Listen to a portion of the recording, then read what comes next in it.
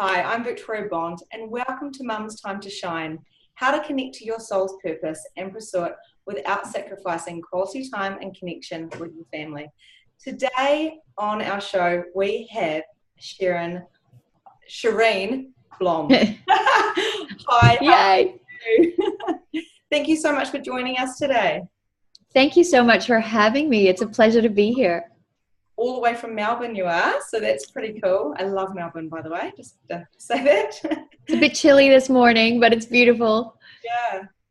Okay, so Cheryne, is an empowerment coach, meditation teacher, passionate about helping women discover their full potential, and you're the creator of Mindful Mummies, which is an online learning centre for mums. And you've just written a book. Yes, I have. Super exciting. Yeah. Look forward to hearing about that a little bit later on. Yeah. So, Cheryne, I want to start off with the wide, massive topic of parenting. So there is so much judgment around parenting. Yes. What is wrong, what is right, how to do it, whether we should be soft or whether we should be strict. And I've noticed that I've had quite a lot of feedback from older generations on how I'm too soft as a parent. So what is old school parenting versus today's conscious parenting? That's a great question. I think that, today we are more, when I say we as women, and obviously a lot of men as well, we are more connected to ourselves and more aware of feeling empowered. A lot of us have done a lot of self-development work, and we want to pass that on to our children. So what I mean by that as a parenting model is that if you look at old school parenting, it very much came from the space of kind of control, authority. Your parents were, the authority figures. Honor thy mother and father, speak when you're spoken to, be seen, not heard, that kind of old school modeling, which was very much about making us good children and well-behaved children that kind of fit into this mold. When we talk about conscious parenting, and conscious parenting has an entirely different intention, an entirely different goal, the goal being empowerment of the child. How do I raise a confident, connected, spiritually aware, self-aware child that can handle the challenges and adversity and uncertainty of the world? Being creative, being innovative, and having that confidence to shine and show themselves and take risks, as opposed to fearing that they may fail or that they're not good enough. And if we look at that history of old school parenting, that was the result. If we look at like with us, I look at like what I went through as a child and came out the other side and thinking, especially like from the schooling system that reinforced that, thinking I needed to be a certain way to be accepted. You know what I mean? And a lot of like my 20s and into my early 30s, I recognized how I was seeking my father's approval as validation of my worth. And I think that's what disempowers us in that old school model. I hope that makes sense. Yeah, absolutely. And so a lot of what our age group now are dealing with is the conditioned mind of how to parent. And I thought I'd be a strict parent. But I found that when I looked at my little beings, that I was here to guide them and not to control them. So if I find myself yelling at my kids sometimes, I think I'm going back to that conditioned mind, and I'm thinking, hang on a minute, now what do I need? So do we need to reprogram our brains a little bit? 100%. So that conditioning, now our mind is going to resort to what we know. That's the conditioning, right? I mean, there's often times where I have these, when I'm in my stress state, because that's when the conditioned mind comes out, when we're in our own stress state, and I'll explain that more in a moment. But I hear things come out of my mouth and I go, that is so from my parents. I thought I'd never say that. But there was this part of me, this conditioning, that just knew how to respond in that moment. And it is, when we talk about conscious parenting, it's about being mindful right? What I mean by that is that we're able to have self-awareness. We're mindful of ourselves. We're very mindful about what our intention is. So conscious parenting is much more from the heart, right? Than just from the mind saying we have to fit in, we have to be good enough, we have to, because a lot of that all comes from proving self-worth, right? Yeah. So, you know, that kind of, yes, we definitely need to kind of unlearn certain patterns and be very aware and, you know, and be very present and engaged without that creating a lot of pressure for us. Because I think that's where we get stuck as women and as moms, is that, you know, that it's a big responsibility raising kids. And I think sometimes we get stuck in that responsibility and the duty. And so we parent from the mind as opposed to the heart, or from the ego instead of the heart. And I suppose it's about trusting ourselves.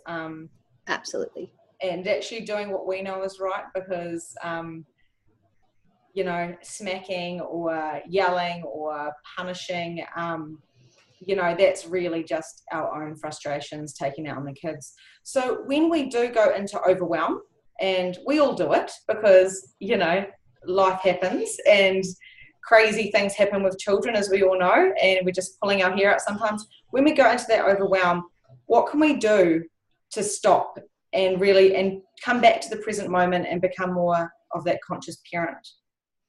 Well, I think the most important thing in that, you know, that brings up the importance of having a self-care routine. Every mom should have her own self-care routine. And self-care is not necessarily about going to have your hair done or your nails done. I mean, that's necessities, right? That's grooming yourself and making yourself feel beautiful, which is so important.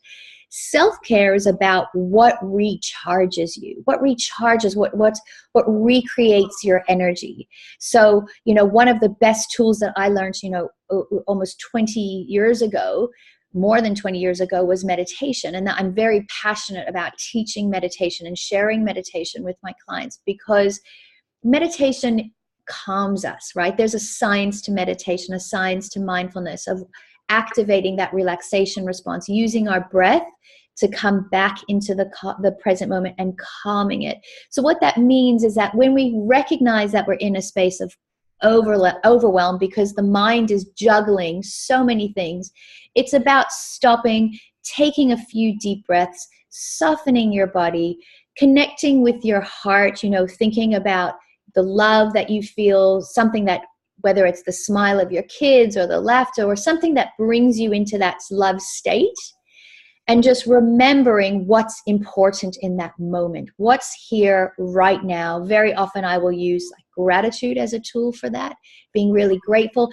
And then one of the things that I started doing a few years ago is that when I caught myself in that overwhelm and beating myself up, you know what I mean? Like I go, oh, 10 o'clock, my son's just got to kinder, it was all chaotic, la, la, la, la.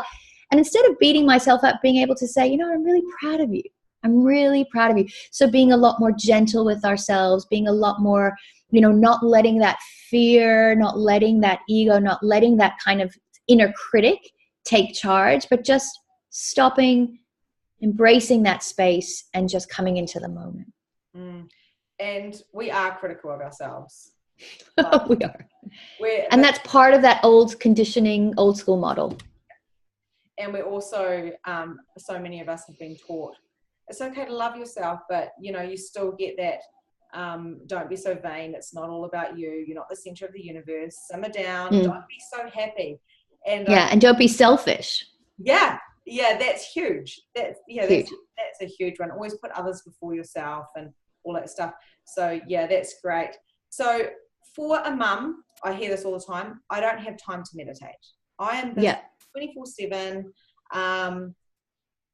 Why should mums learn to meditate? I know you've just said, you know, it's about the self-care and stuff, but what is it going to bring more into them, into their life? Well, it's definitely going to create a greater sense of calm. So really look at meditation as the way to nurture your nervous system, right? Because if you are finding yourself to be very reactive, so if I look at myself, if I go back to like, you know, what was the catalyst for my work that I do today was my own emotional breakdown when I was around 34 years old, is, you know, I'd get in the car and I'd just start crying. like the stress of life had taken over, and my nervous system was so depleted, and my body was just filled with so much cortisol and adrenaline. So meditation reverses that whole process in the body. The relaxation response is the part of the brain that triggers the parasympathetic nervous system to calm down, right? And one of the sayings that I have, like in the Mindful Mummies program, which I will talk about in a little bit, is your calm self is the best self. Mm-hmm. So it's all about getting calm first, right? The first step is about self-connection, being aware of how you're feeling in your body, where are your thoughts. And when we have that awareness, then we can bring ourselves to calm. So meditation is that journey into ourselves, that ability to stay connected and not let the mind run away with itself, right? When I teach the meditation, I liken that conditioned mind, that monkey mind, to like training a puppy. Yeah. So I always say, like, the beginning of meditation is like puppy training. Yeah. Right? Where what we're doing, like, when you get a puppy and you take it to like its first lesson and it's jumping all over the place and it's all like, and you put it on a leash and you tell it to heel and sit and stay. And that's what we're going to do with the mind. We're just reining it in. We're bringing it back. And the more you do that, the more the mind adjusts to it. The mind learns to kind of come back to this space of center and reverse that fight or flight response that we get into when we're in stress. So, it's that kind of self-connection. Now, a lot of people say that I don't have time to meditate, right? Essentially, all you need is 5 minutes, right? So what I recommend is 5 to 7 minutes 3 times a day. Now, if you do not have 5 minutes, like we have 5 minutes, but we're wasting it in our head, worrying about stuff or thinking or planning it or going through our to-do list, right? So we have the 5 minutes, we're just wasting it. Yeah. But initially, it's teaching ourselves those habits, taking 5 minutes before you get out of bed to just connect. Set your intention for the day. Connect with your body. Connect with your breath. Notice how you're feeling, what needs to be attended to in yourself. Stopping throughout the day and just taking some few breaths. And then before you go to sleep, right? Which is essential, because as moms, we have to, it's like our sleep deprivation is part of the problem, right?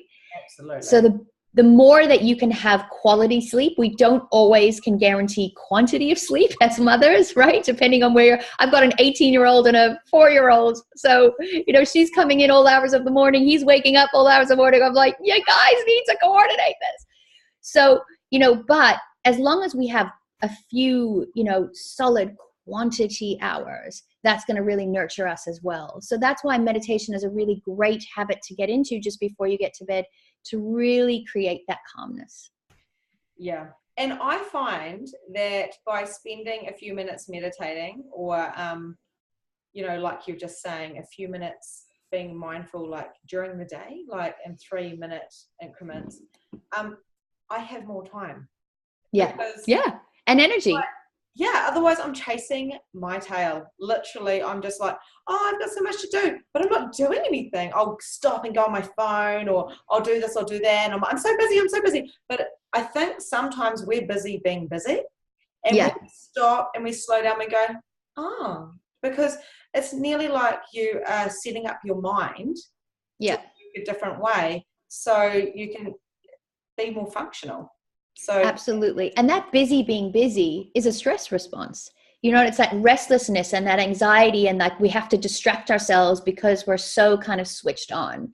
And, there's so much science that supports this. And one of the most impactful science things I've just heard recently is how just doing a few minutes of gratitude, like gratitude awareness and saying what you're grateful for, actually releases oxytocin.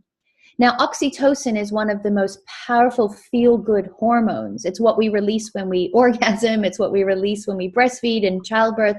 So just being able to do that reverses that whole kind of cortisol. Instead of flushing the body with this stress hormone that's so dangerous for us because it affects our estrogen levels and all the other kind of things that make us feel psychotic, right? Yeah. Just having that oxytocin, right? It's like, oxytocin is what ecstasy is made of. So it's like meditation's just that ability to have that instant high. It doesn't cost anything. You don't have to take anything. It's just instantly you can create that biochemistry in the body. Absolutely. And going back to talking about having breakdowns, I think a lot of mothers do have breakdowns, and I was one of them, to the point where I felt like I was in a room screaming and no one could hear me. Even though I was surrounded with people, I had tunnel vision. I was in this deep, dark hole, and I knew there was a light at the end of the tunnel, but I couldn't see it, and I didn't know how to get there. I would practice my gratitude. Well, I'd try to, but really my heart wasn't feeling that much gratitude. And I'd also meditate. So I think what I'm trying to say is, when we're that deep down and we know we're depressed, and we've got two beautiful children, you're feeling guilty because you know you should be happy because you might have a lovely husband, a beautiful house with children. What would you say to those mothers that say, I just can't get out of it? Yeah. Well, the main focus of the book that I'm writing is very much kind of showing us what the ego self is. Because a lot of people, I realized, after like over a decade of coaching, I realized a lot of people don't really understand what this inner state is, and we don't realize that we're in it. When I had my breakdown, I didn't know what was actually driving, me subconsciously. And what I just became obsessed, because in every coaching session I saw the same patterns, and I became very obsessed with kind of mapping out these patterns. So what I kind of discovered was, at the core of our ego self, and our ego self is the part of the part of the mind, part of us that is looking for safety, looking to keep us safe. It happens very early on in childhood, where something happens and it kind of shakes us up. We get this imprint of fear and the stress response. And so the ego is kind of there to kind of make sure, it's like the spines of a sea urchin. It's kind of assessing our environment to make sure that, no one's going to trample on us. Yeah. But what happens is that we get stuck in this state. And what I kind of discovered was that at the core of that fear, as a child, and somewhere in our childhood, we make 3 decisions, right? For some of us, it's 1, and sometimes they're all kind of intertwined. But there's 3 core fears that we somehow develop, and they become conditioned into us, I think, through parenting, through school systems, especially that old school model. And those 3 beliefs are: I'm not good enough, I'm not loved, I'm not worthy. So we don't realize that we have this kind of dysfunctional coding and this dysfunctional belief system that's running us, right? Because the belief of I'm not worthy, or I'm not worthy to be loved by anybody, which was very much my coding and decisions that I made very early on in childhood.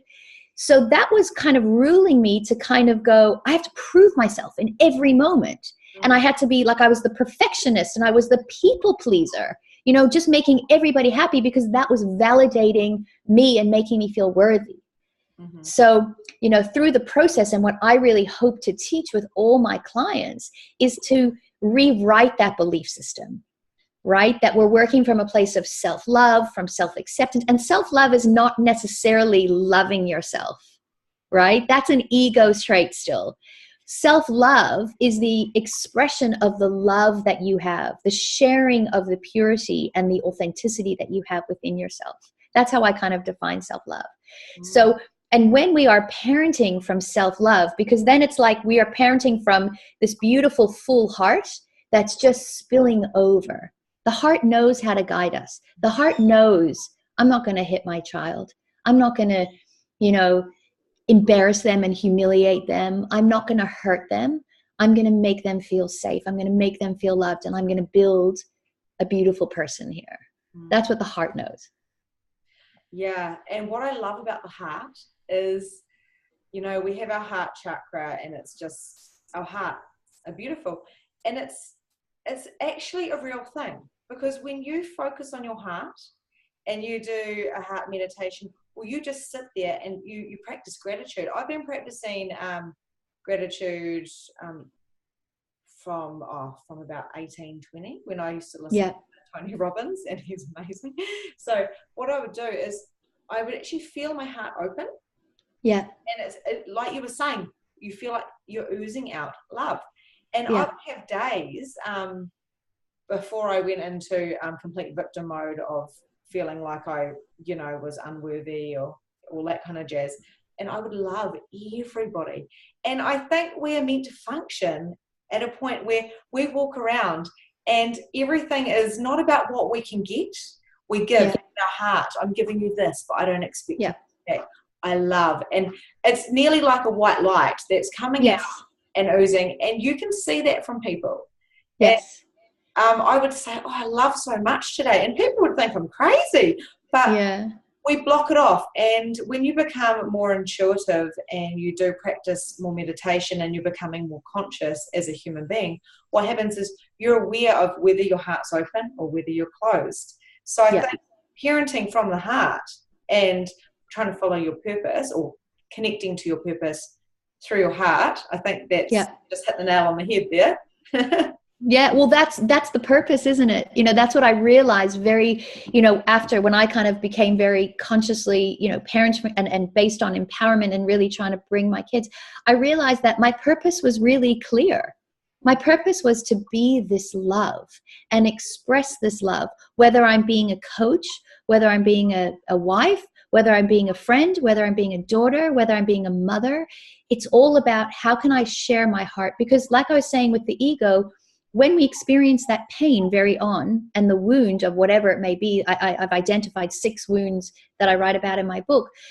When we experience that wound, we put the shield of our heart. So depression technically is actually when that heart energy closes, right? Because the opposite, like when the heart closes, we become very judgmental, and we become, we don't have forgiveness. We become very bitter when that heart closes.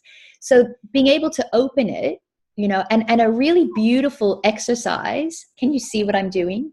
Am I on the screen? So like you said, on the heart chakra, over the heart chakra is our thymus gland.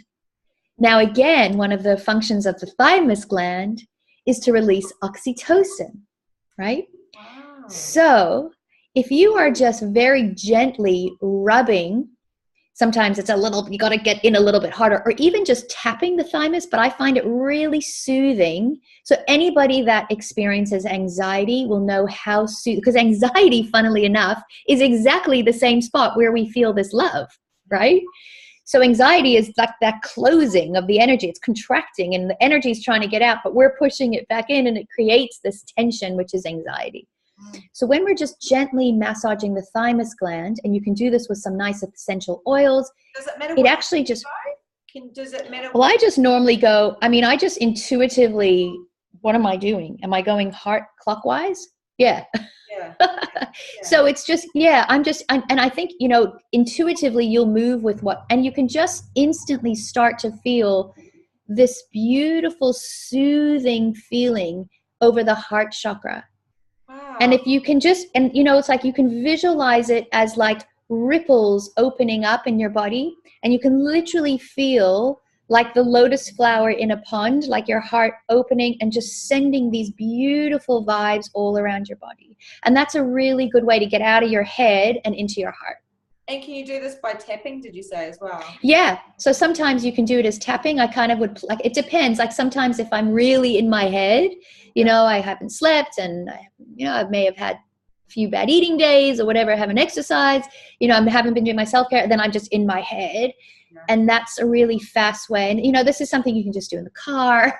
You know what I mean? You're driving. It's just like, okay, let me just soothe the heart. Let me just open my heart. Even if for those that experience anxiety just throughout your day. And like I said, even using some essential oils, like just even rubbing with some lavender or some balance or something like that, just to kind of open the heart a little bit more. It's a really beautiful way to. Can we do this on our kids? Like, I know my son. Absolutely. Not highly anxious, but he's full on. He's like a spiritual sponge, and he just 3, so he's not much younger, and he is full on. Yeah. But full on, and something like that, just to calm him. Yeah. And again, it's that's the mother's purpose, because, the first thing that we want to do to soothe our children, we want to hug them, we want to touch them, like we'll kiss them when they've hurt themselves, or we want to put our hands on. And that's the instinct, the innate knowing that we can share our energy. So you being able to do that to your child, even you can do it on the front and you can do it on the back as well, like the back of the heart chakra, also really, really soothing. And it just instantly helps them. And it lets us, again, with that intention that I am sending my love from inside into my child, visualizing that light, visualizing that energy. Beautiful. And one thing I've noticed is so many people, they're not realizing we are energetic beings. Yeah. We have got healing powers, people. Oh, yeah. Yeah. We can by intention, by the touch. As soon as, like you said, a child hurts themselves, we put our hand on them, and we're basically giving them Reiki, which is what source energy, chi, instantly. And these children are getting healed. So again, it comes to looking after ourselves and the self-love, and really knowing what a beautiful, true, energy we are, Yeah. So that's so helpful. That's amazing. Now, so going back to the ego as well, how do we know if we're parenting from ego?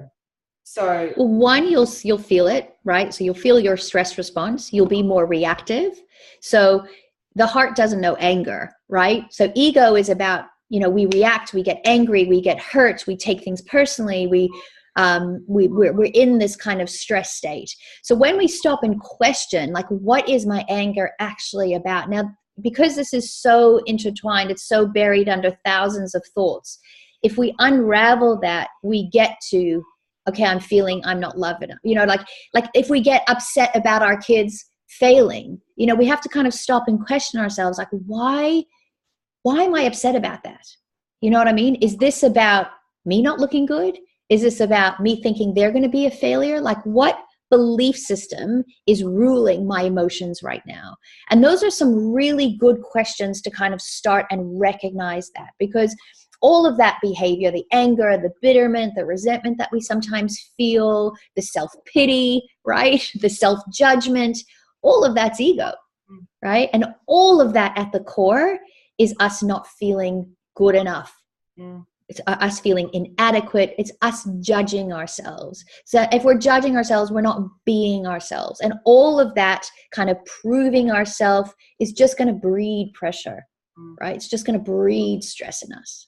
And that's not that's not an intention from love, any of that. No.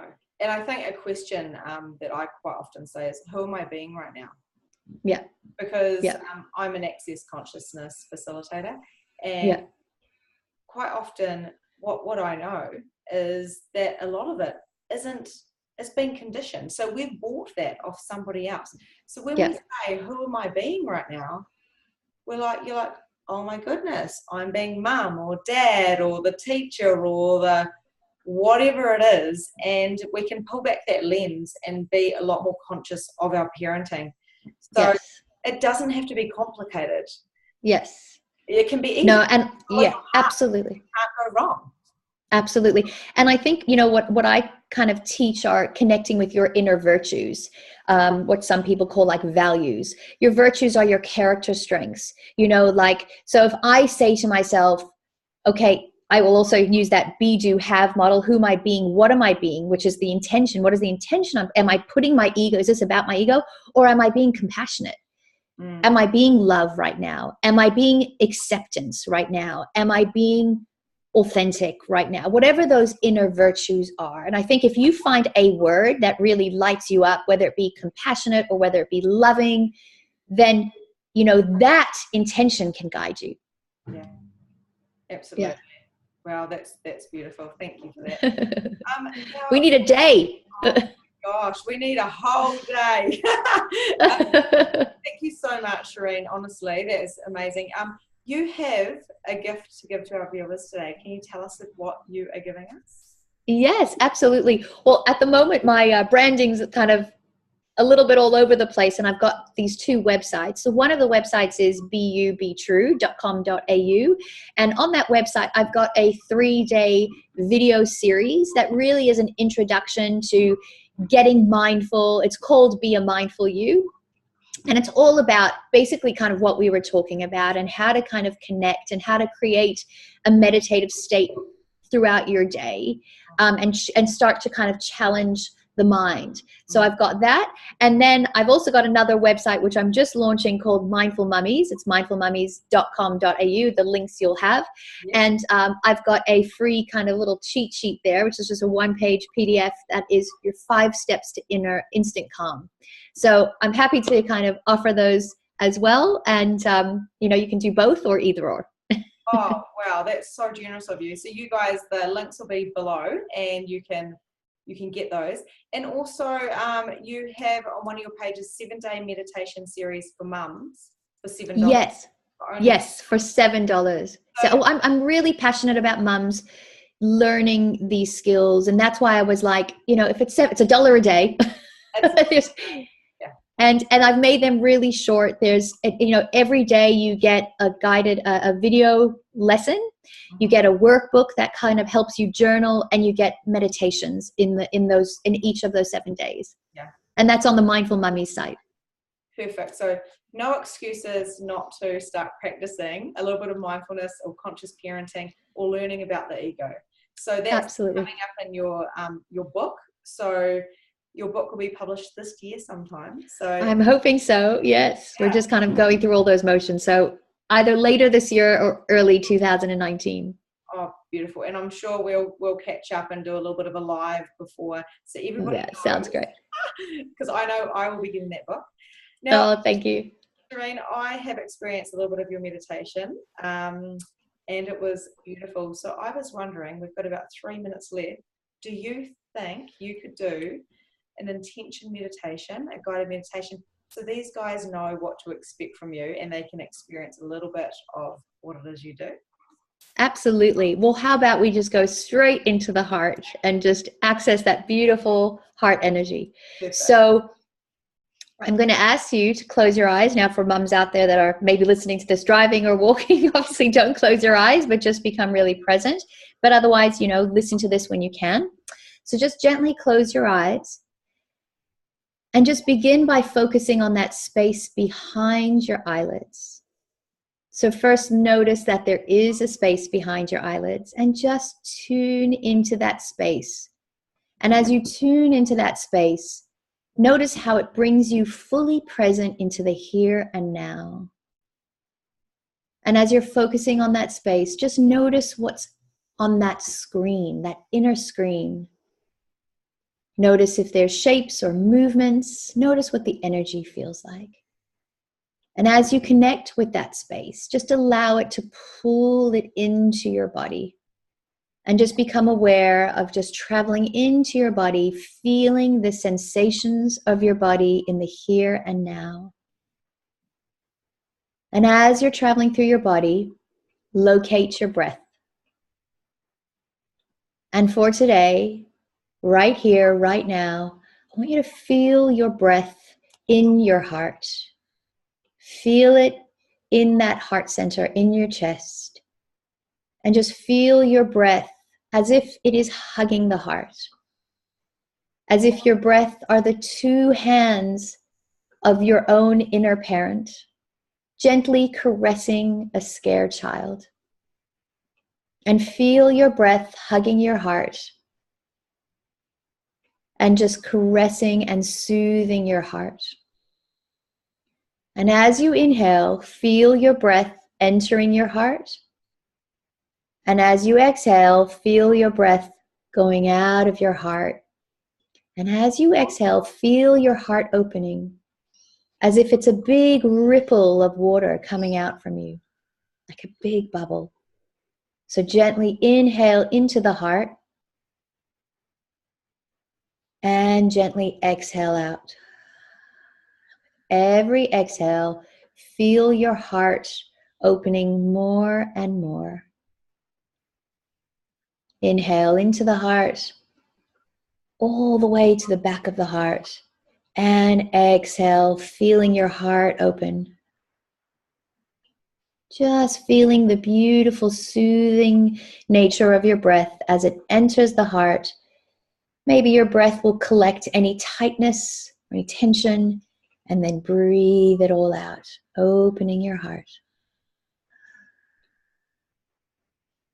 And just feel your heart vibrating in your chest.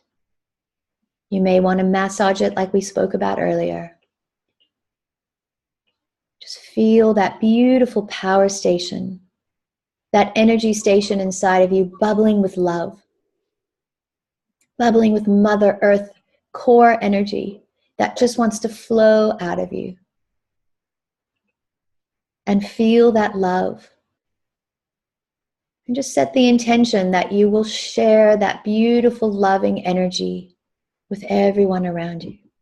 See it like a beautiful bubble of light spilling out of you, opening yourself, opening the beauty and the wisdom in your heart.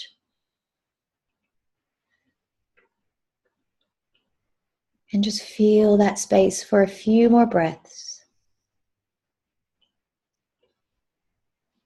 And then when you're ready, slowly open your eyes.